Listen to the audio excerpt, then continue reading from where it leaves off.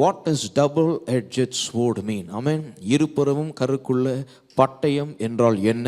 இன்றைக்கு அதை தான் நாம் பார்க்க போகிறோம்.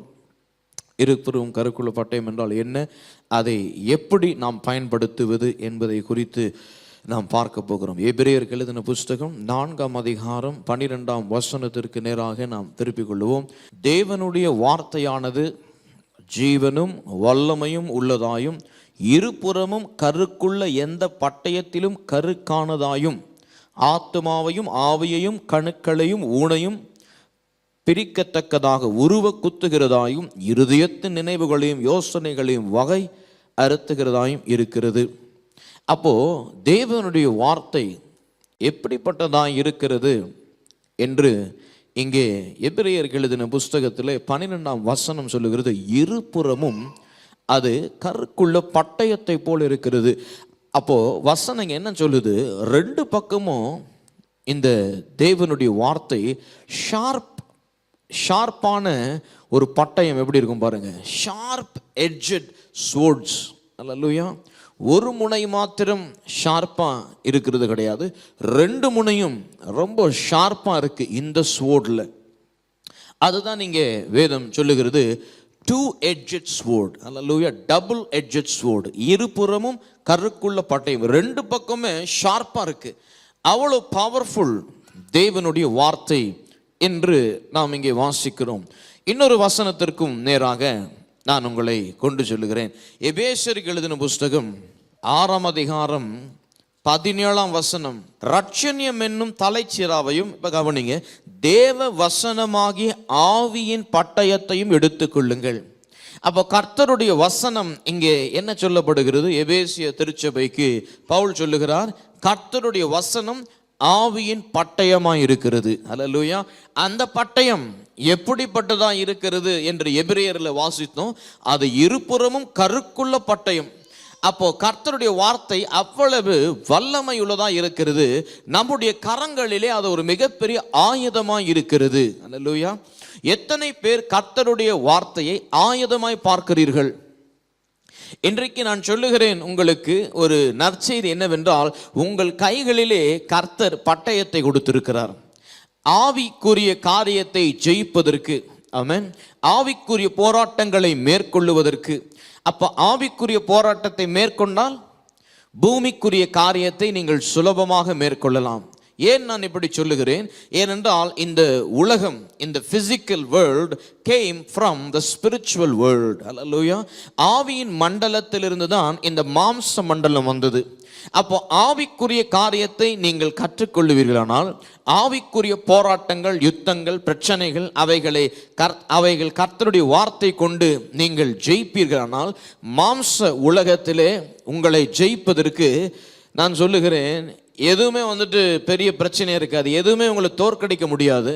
நீங்கள் வெற்றியை மிக சுலபமாக சுதந்தரிப்பீர்கள் என்பதை இந்த வேளையிலே உங்களுக்கு நான் தெளிவாய் சொல்லுகிறேன்.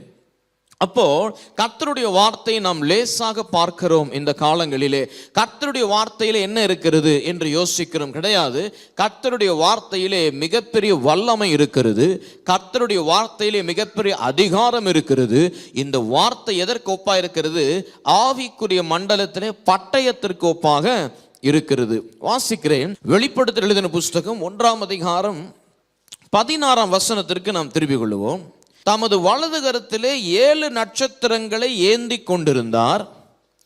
அவர் வாயிலிருந்து இருபுறமும் கருக்குள்ள பட்டயம் புறப்பட்டது. அவருடைய முகம் வல்லமையாய் பிரகாசிக்கிற சூரியனை போல் இருந்தது. ஆண்டவராகிய இயேசு கிறிஸ்துவை தரிசிக்கிறார் அப்போஸ்தலனாகிய யோவான். அந்த தரிசனத்திலே தமது வலது கரத்திலே 7 நட்சத்திரங்களை ஏந்தி கொண்டிருக்கிற காட்சியை அப்போஸ்தலனாகிய யோவான் பார்க்கிறார். அதோடு கூட அவர் வாயிலிருந்து, ஆண்டவராகிய இயேசு கிறிஸ்துவினுடைய வாயிலிருந்து, நாவிலிருந்து இருபுறமும் கருக்குள்ள பட்டயம் வருகிறதை அவர் பார்க்கிறார். அல்லேலூயா. அப்போ நாம் வாசித்தோம் இதற்கு முன்பதாக 2 வசனங்கள், எபிரேயர் 4:12, எபேசியர் 6:17. இதுல ஒரு காரியத்தை புரிந்து கொண்டோம். அவருடைய வார்த்தை அதாவது எப்படி இருக்கிறது? இருபுறமும் கருக்குள்ள பட்டயத்தை போல் இருக்கிறது. இப்போ இங்க ஒரு காரியத்தை நாம் புரிந்து கொள்ளுகிறோம். அவருடைய நாவிலிருந்து பட்டயம் வருகிறது. ஆமென். ஆண்டவராக இயேசுவின் நாவிலிருந்து பட்டயம் வருகிறது. பொதுவாக பட்டயம் எங்கே இருக்கும்? நீங்க என்ன நினைப்பீங்க? கர்த்தர் உங்களுக்கு ஒரு பட்டயம் கொடுக்கிறாருன்னா என்ன நினைப்பீங்க? பட்டயத்தை கையில கொடுக்கிறாருன்னு நினைப்பீங்க. பொதுவாக எல்லாரும் அப்படிதான் நினைப்பாங்க. நான் பார்க்கிறேன், ஒரு தரிசனத்திலே தேவ தூதர் உருவிய பட்டயத்தோடு உங்களுக்கு முன்பதாக வந்து நின்ற அந்த பட்டயத்தை உங்களுக்கு கொடுத்து விட்டு செல்லுகிறார். அப்ப நம்ம என்ன நினைப்போம்? கையில தானே நம்ம பட்டயத்தை இருக்கிறதை போல எண்ணிக்கொண்டிருக்கிறோம். பட்டயம் பொதுவாக கையில தான் இருக்கும். எல்லார் கையில தான் பொதுவாக பட்டயத்தை பயன்படுத்துவார்கள். ஆனால் இங்கே வசனம் சொல்லுகிறது, இயேசுவினுடைய நாவிலிருந்து இருபுறமும் கருக்குள்ள பட்டயம் வருகிறது. அப்ப இயேசுவின் கைகளிலே பட்டயம் இல்லை, அவருடைய நாவிலே பட்டயம் இருக்கிறது. அல்லேலூயா. அவருடைய நாவிலிருந்து இருபுறமும் மிக கூர்மையான பட்டயம் வருகிறது. டபுள் எட்ஜட் ஸ்வர்ட் என்றால் அவருடைய நாவிலிருந்து வருகிற வார்த்தை உங்களுடைய நாவில் மூலமாக வெளியே போனாதான் கிரியை நடக்கும். அல்லேலூயா. அதுதான் இருபுறமும் கருக்குள்ள பட்டயம். அவர் நாவிலிருந்து வருகிற வார்த்தை தானாகவே நடக்க முடியாது. அப்படி நடக்கும் என்றால் இன்றைக்கு உங்கள் வாழ்க்கை செழித்திருக்கும், என் வாழ்க்கை செழித்திருக்கும், எல்லா கிறிஸ்தவர்கள் வாழ்க்கை செழித்திருக்கும். அவர் நாவில் இருந்து புறப்பட்டு வருகிற வார்த்தை உங்கள் நாவின் மூலமாக வெளியே செல்ல வேண்டும். அப்போ அதுக்கு அவ்வளவு பெரிய பவர், அதற்கு அவ்வளவு பெரிய ஒரு அதிகாரம், அத்தாரிட்டி இருக்கிறது. எல்லா பிசாசுடைய கிரியைகள் அல்லது வியாதியினுடைய கூறு அல்லது குழப்பங்கள், எல்லா போராட்டங்கள்லாம் ஓடி போகும். பாருங்க, ஏன் இப்படி கர்த்தர் செய்கிறார்? அவர் மாத்திரம் சொன்னால் போகாதா? அவர் நம்மை எப்படி சிருஷ்டித்தார்? ஆதியாகமம் எழுதின புஸ்தகம் 1ஆம் அதிகாரம் 26ஆம் வசனம், நமது சாயலாகவும் நமது ரூபத்தின்படியும் மனுஷனை உண்டாக்குவோமாக. அவர்கள் சமுத்திரத்தின் மச்சங்களையும் ஆகாயத்து பறவைகளையும் மிருக ஜீவன்களையும் பூமி அனைத்தையும் பூமியின் மேல் ஊறும் சகல பிராணிகளையும் ஆள கடவர்கள். மனிதன் தேவனுடைய சாயலாக சிருஷ்டிக்கப்பட்டவன். மனிதன் தேவனுடைய ரூபத்தின்படி சிருஷ்டிக்கப்பட்டவன். மனிதன் தேவனுடைய அதிகாரத்துவத்தை பெற்றிருக்கிறவன். ஆகவேதான் சமுத்திரத்தின் மச்சங்கள், ஆகாயத்து பறவைகள், காட்டு மிருகங்கள் மீது அனைத்தின் மீது அவன் ஆள கடவான் என்று தேவன் சொல்லுகிறார். அப்ப கர்த்தர் அவருடைய நாவில் இருக்கிற அதே அதிகாரத்தை மனுஷனுடைய நாவிலே கூட வைத்திருக்கிறார். அதனால்தான் சில வேளையிலே சொல்றாரு, மரணமும் ஜீவனும் நாவின் அதிகாரத்தின் கீழ் இருக்கிறது, ஜாக்கிரதையாய் பயன்படுத்து, ஜாக்கிரதையாய் பேசு, தாறுமாறாய் பேசாதே, தாறுமாறான காரியத்தை சொல்லாதே, அதுவே உனக்கு மரணத்தை கொண்டு வந்து விடும். சரியான காரியத்தை பேசினால், கர்த்தருடைய வார்த்தை பேசினால் ஜீவனை கொண்டு வரும். சரி, அப்போ தேவன் நம்மை அவரை போல சிருஷ்டித்ததினாலே, அவருடைய அதிகாரத்துவத்தினாலே சிருஷ்டித்ததினாலே, அவரை போல ஆள கடவும் என்று சொன்னதினாலே அவர் நம்ம ஹானர் பண்றாரு, அவர் நம்மளை கனப்படுத்துறாரு. எவ்வளவு நல்லவர் பாருங்க ஆண்டவர்.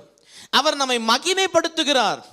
ஒரு பிரச்சனை நேரத்தில் நீ கர்த்தர்கிட்ட போயிட்டு ஒரு வேலையை குறித்தோ, ஒரு குடும்பத்தை குறித்தோ, ஒரு ஒரு ஒரு ஒரு ஒரு என்ன சொல்லுகிறது, அல்லது எந்த சரீரத்தின் வியாதியை குறித்தோ அல்லது பிள்ளைகளை குறித்தோ கர்த்தர்கிட்ட போய் என்ன பண்றதுன்னு தெரியல, ஆண்டவரே உதவி பண்ணுங்க, உதவி பண்ணுங்க எனக்கு என்று சொல்லும் பொழுது கர்த்தர் ஒரு ஒரு வார்த்தை உங்கள் நாவில், அவர் என்ன பண்ணுவார், உங்களுடைய ஆவியிலே அதை என்ன பண்ணுவார், போடுவார்.